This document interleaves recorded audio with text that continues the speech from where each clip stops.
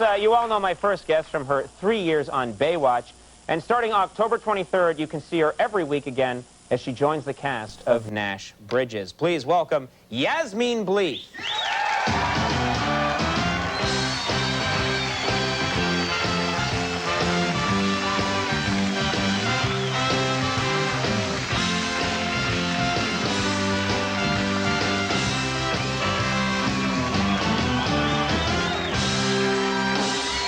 Thank you very much. Did you just try and bite me? I sometimes try and bite women. Woo. It's just a thing that I'm being told now, 5 years into the show, is inappropriate. They should have told me earlier. Yeah. Don't do that. You look fantastic, as always. Thank you. You know, this is my 9th time being here. On the show? On the show. Yeah, on the show. Yeah. Do you know what I noticed? What? There is still no picture of me out in the hallway. They have pictures of all the celebrities who have been on the show, and I think, you know, being on the show 9 times... Wait, there are pictures, but they're the really big guests. Al Roker, Doug Llewellyn, Jack Milnack, the tax expert. I know. All the pictures of me are in your personal dressing room. That's right. Okay. All righty, then. I forgive you. Now, I have to ask you about this, because it came to my attention recently that one time, and this upset me, that one time, and I hope this isn't getting too personal, tell me if it is. Well, I don't know, you're scaring me. Okay, that's the whole idea of this show.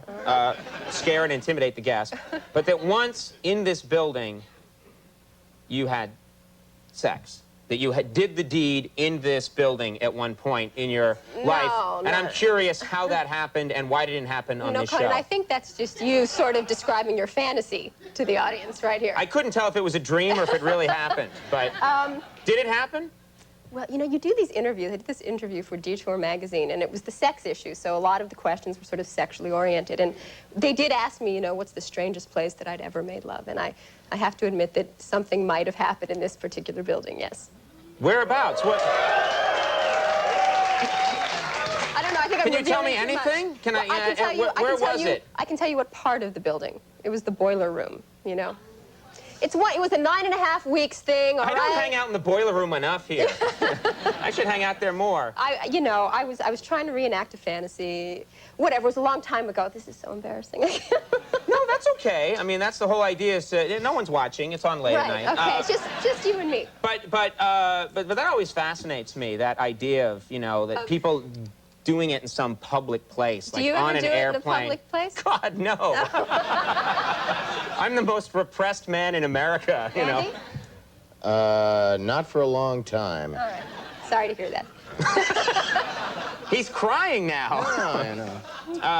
Tell us about Nash Bridges. You're working with Don Johnson. I am. What's he like? You know, You're working with Don Johnson. I am. What's he like? You know, he is. You know, do you remember once I was on this show and I called David Hasselhoff Elvis? Yes. I have to take it back. Don Johnson is Elvis. I mean, he really is. You're saying Don Johnson is cooler than David Hasselhoff? No, I'm not saying that. See, no, I'm not saying that. Because Hasselhoff watches the show regularly. I know he does. David is very cool. Anyway, what I'm trying gracefully to get out of this. Don't offend Hasselhoff. Okay. Or all of Germany will rise up. Don Johnson. What have you said about Hasselhoff? Die dost nicht schlafen, ich posta schlitzpertot schlitzen. Don't offend him. He gets very... Let's just say Don's Elvis 1 and David's Elvis 2. Okay, That's very good enough. diplomatic. That's diplomatic. What makes Don Johnson so cool? Well, you know, first of all, he's got this bus as a trailer, this big silver bus. And you know what he just told me? That it He actually... drives around in a bus, and No, that makes him cool? he didn't. His trailer is this bus. Oh, and he actually told me that apparently it was once Elvis's actual bus. So, yeah, so I thought that was impressive. You know, it's like, not that I've ever been inside Don Johnson's trailer. That's not what I'm trying to say. I'm just trying to say that I heard that You seem to know much about this trailer. He's just, you know, he kind of rules the set. He's got a great sense of humor. He's got this really sort of fixated thing about detail. Like, he wants to see the clothes I'm wearing on the show, and he asks me about... I mean, he does. He wants Yeah, he's a real detail guy, yeah. What guy I need to know what underwear you're wearing for my character No, it wasn't the underwear. Don, what's this for?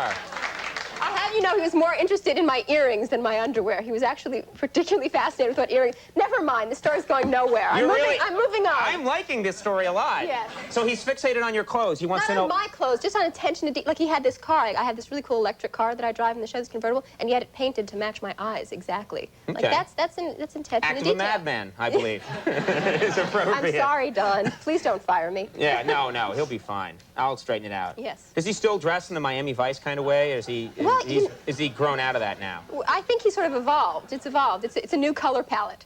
Right. You know? I think secretly, though, when he's done filming Nash Bridges, he changes into like a turquoise T-shirt, white suit. You know? I never see it. He's actually a pretty casual guy. Jeans, denim shirt.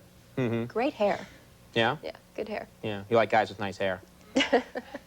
Yeah? Yeah, nice hair's good. Okay. Nice eyes, nice personality, you know, Yeah. whatever. Okay, I'm 3 for 3.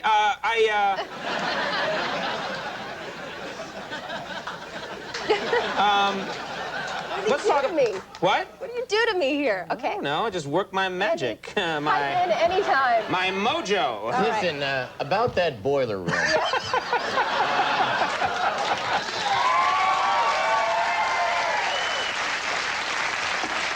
That's the biggest mistake you can make is turn to Andy and think he's going to help you. Yeah, I'll remember that. I'll remember that for the next time. Yeah. You just got a dog? I can relate. I just got a dog a couple of months ago. Oh, is that right? Well, I've actually had Elvis for over a year. Wait, what, Elvis again? Okay, I'm fixated on Elvis, all right? Right. All right, this is my problem. I named my dog Elvis. I'm a big Elvis fan, and he's the sweetest dog. I sent him to behavioral school for... Oh, did you? I did. Puppy class? Puppy class. I didn't actually have the time for the guy to come to my house, so I sent him away for 2 months to boarding school. And he came back, and he knows the basic commands, you know, sit, stay, lie down, go out and pee. Right. He knows that stuff, but he's still really psychotic. I think he has psychological problems. Seriously? Well, I mean, I come home, he sits down, he'll actually jump on me and try and make out with me, this dog. I mean, not that I blame him, you know. He's got good taste. So the dog is trying to make out with you? Well, that's what he's just licking your face. He's licking my face. He's not going like, Kong, Kong, Well, actually, he does. He actually puts either paw on me. All right. Yeah. Well, what can you do about that? Are you going to take him to a dog psychiatrist or put him on dog Ritalin? Like Dr. Joyce Brothers or Dr. Ruth and like a sex therapist instead. How does he react if, say, you're around? Because sometimes dogs can really fixate on a woman, and then if a guy comes around, they freak out. I mean, if my boyfriend and I are just hugging hello, he's always there. I mean, within 20, even if he's like upstairs on the other side of the whole house, he'll like, I think he smells it. He smells us, and he just like, boom, and he's there. Right. He's obsessed with me, my dog. Yeah, that's okay. Yeah. It's when he starts writing you letters that you have to worry. Crude doggy letters. Yeah. You turned 30 this year? Is that right? I did. I turned 30. Is that tough for a woman to turn 30? You'd think it would be. No, I'm so happy to be 30. I'm proud. I feel like I'm finally grown up, you know? No, it doesn't. I'm looking forward to 40 and 50, you know, in Europe. I think turning 90, that's the bummer, you know? If I'm still around when I'm 90, I think I'll be pretty happy about it, actually. Really? Yeah. I just think happy 90th sounds like, when are you gonna die, you know? God. Is that just me, or is that... I think it's just your outlook on life. You should stop having birthdays, like, after 70 and just quietly ignore the whole thing. What do you mean? What about the gifts? Happy 100! You're losing out. You're losing out on like 20 years of good gift People should giving. quietly give you gifts throughout the year. All right, to make that's you, what I at the think. age of 100, wait for another year to get a gift is cruel, I believe. It is. Here's your gift. You'll get another one if you get to 101, baby. Don't you think I should be getting some sort of gift for my 9th or maybe for the 10th show? The 10th show. When you come back on the 10th show, you'll get a gift. Okay. I'll see to that. A gift in the form of your picture in the hall. Oh, that's nice. That's good. Go down. It'll go down. That you know. means absolutely nothing. Nothing, but that's okay. I was thinking something kind of wrapped in a box with a bow, but that's all right. No, that won't happen. You're the, I got to mention this on a serious note. Just before we go, you're the national spokesperson for National Denim Day, right, which benefits the Susan G. Komen Foundation, which is a charity for breast cancer. And it's this Friday, October 9th.